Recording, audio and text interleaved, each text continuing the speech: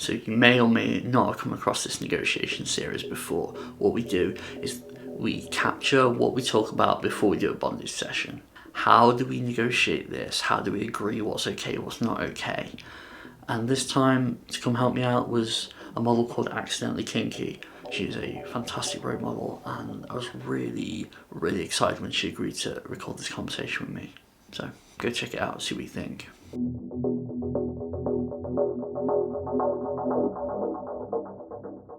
So, what do you like about rope? The variety.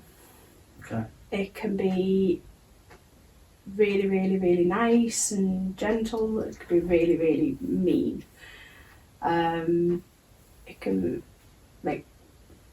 it's one of those being tied and massively restricted to some extent feels safe.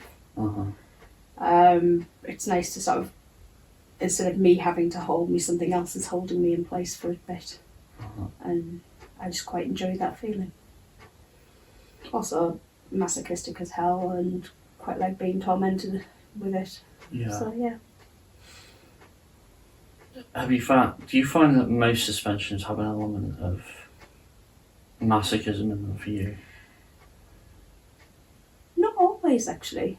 I mean, some of them I like just giving into. If I'm fighting it, then there's the element of masochism. But when I let go and relax into it, quite often it's just very comforting. Yeah. Interesting. So are you kind of happy with rope when it doesn't have a pain element to it? Yeah, it doesn't always have to have that pain element. I mean, to some extent, ropes slip, and you're always going to have, there's pretty much always going to be some times where one bit might not sit as comfortably as the rest, but because I enjoy that, it's never an issue to me. It's I can tell the difference between, that bit bites, to, okay, that's in a place that I really am not going to be able to sit with. Yeah. It needs to be moved. Yeah. And then the rigger can either be a twat or be nice and move it. It depends on what they want as well. Either way, I can, it doesn't have to be massively painful. I do quite like when I say I like all rope, I do pretty much like all rope. Yeah. It's just a very comforting element for me. Yeah.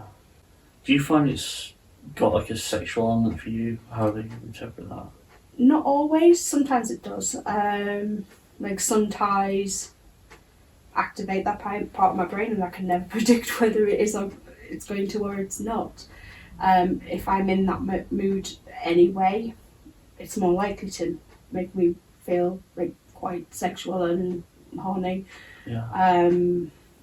Some ties hit the spot and feel really, really, really good, and it's a really good buzz. But it's not always that. Also, it sometimes depends who I'm tying with, because I can quite easily just switch it off. It's very rare I'll be caught unawares and going, wait, why am I enjoying it this much? Yeah. I don't very often get caught unawares like that. It's usually if I click with a person, I can tell if I'm going to be like that. And if we made the distinction between sexual stuff in terms of feeling happy in your pants, being over here, and actually being touch between your legs over here, where are you most comfortable doing stuff with me? I'd say probably on that side of it more. Okay. Yeah, I feel pretty comfortable, yeah. Okay. So you're okay with me touching between your legs? Yep. Okay, touching your boobs? Yep. Okay. But I assume comes with territory. Yeah. Okay. I'm fine with that, yeah. Okay, awesome. Have you done a lot of that combined with rope? Not in recent times, for obvious reasons. Quite often with my partner, there's a lot of rope that does turn sexual, and I have had many times where he just decides to just torment me while I'm tied up and can't do bugger all about it. Yeah.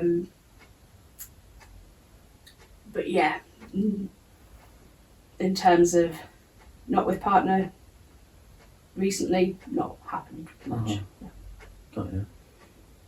And do you feel comfortable saying, telling me and seeing if something's making you uncomfortable? Yes, I'm very, very comfortable being able to tell you that, yeah. Okay, awesome. How are you like physically at the moment? Like, have you got any injuries or anything like that? No injuries at the moment. Do have scar tissue on my foot from a surgery. I had bunionectomy in July last year. Again, it doesn't affect anything, it just means that foot's not quite as flexible as the other. I had surgery there last month, but again, fully healed. It's nothing that will impact anything rope-wise. It's nothing that rope will interfere with in any way. I'm okay being upside down. Like, I've done a lot of handstandy stuff because my pole's gone, but I've been doing inversions quite a bit. So yeah, nothing that I can think of that's an issue at the moment. Yeah. Previously when we were tied, we had done some like pretty demanding suspensions. Yeah, we have. Very fun. And like, I always kind of took it as read that you kind of you were body aware from doing pole dancing. Mm-hmm. Is that accurate? That's, yeah. I'm pretty aware if something isn't sitting right. I'm also able to verbalise that rather than just suffering in silence. I will say if something isn't sitting in the right place and so on. Yeah. Yeah. Do you feel comfortable like exploring that sort of thing again? Yeah. Okay, awesome. Are you still pole? I haven't for a while. I actually have stopped actively doing pole, but I still do aerial stuff and flexibility stuff. I'm finding my feet, working out what I want to do again, but obviously 14 years of pole doesn't disappear like that. No. Yeah, you're pretty strong, like this. Yeah, strength is still pretty much there. Yeah. Maybe slightly more flexibility, because that's the one thing I did do consistently over lockdown. Oh, really? I got pretty damn close to actually having my splits, so I've got more flexibility legs wise and control over the muscles as well, so yeah. Yeah, fantastic. So like, do you want to explore that a bit in the Thai? I'd be very happy to explore that, yeah. Okay. I'm always curious as to where I go to. Yeah, I always find a lot of time like got several half-baked plans and we just kind of work out what happens when we do it. Yeah, I like things evolving naturally, like having a rough baseline and then seeing where it goes. Like, I will verbalise if I'm not comfortable. Yeah. Just as same as I hope you verbalise if you're not happy doing something and need to change it. So yeah. Yeah, absolutely.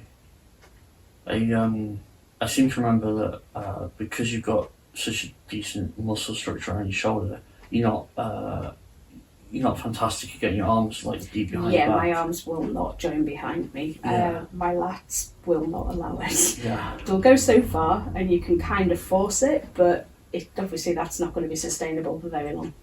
No. So suspending you, I'm looking at like a arm support style harness, or I'm looking at putting bands on your chest. Yeah. And you seem pretty deep. You seem pretty happy with like chest compression. I'm fine with that. Yeah. I have very good control breathing wise. I've done a lot like since childhood, singing, clarinet and stuff like that. So I have really good control of lungs and so on, and like the muscles around my chest. So it's very difficult to restrict me breathing wise with rope, especially. So yeah. Okay, well, I'll play around with that, see how it goes. Yeah. Maybe it's just from knackered, but I don't really see it's going like in a particularly fighty direction today. That's fine. If you start fighting back, I'll be like, yeah, we just do whatever. No, that's fair. I'm just gonna have a cup of tea. you just tell yourself how it's like. Yeah.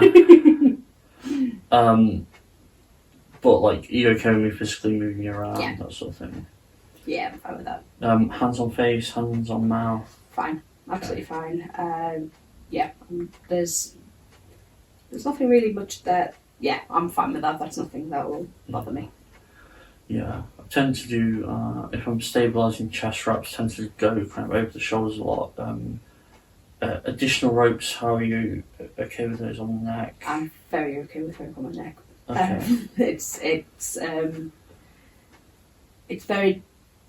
I actually again find it comfy. Yeah. It's something secure, which is really strange, but I quite like it. It's another element of restriction, but secure restriction, and yeah, I like all rope stuff. It's knowing that the person tying me is enjoying what they're doing as well. So it's basically, yeah, I like a lot of things. Yeah. Yeah, I kind of see it being kind of a lot of chest compression, maybe some suspension. Like, I often don't view suspension as like a goal, if that makes sense. No, I get that. Yeah. Because it can be like, if that's all you want to do, then if the person can't take a particular position, you will end up going over and over to find positions, or you don't, or you finish the scene. So, even though I'm pretty confident we'll be fine, then it's always worth knowing that's not going to work sometimes. Yeah. And yeah. Oh, sounds good. I hope you enjoyed that video. Thank you again to Accidentally Kinky. If you like videos like this, consider joining our Patreon. The vast majority of what we do gets demonetized. Yeah, we want to keep this free for everyone, but unfortunately we can't, because we can't run ads on the vast majority of videos we make. So as a way of saying thank you to people who donate to our Patreon, there's loads of extras on there. There's extra articles, extra content, extra videos, even live classes. So maybe head over and see what you think. In the meantime, I'm going to leave you with another negotiation video to check out, because we've done a whole series of them. Enjoy!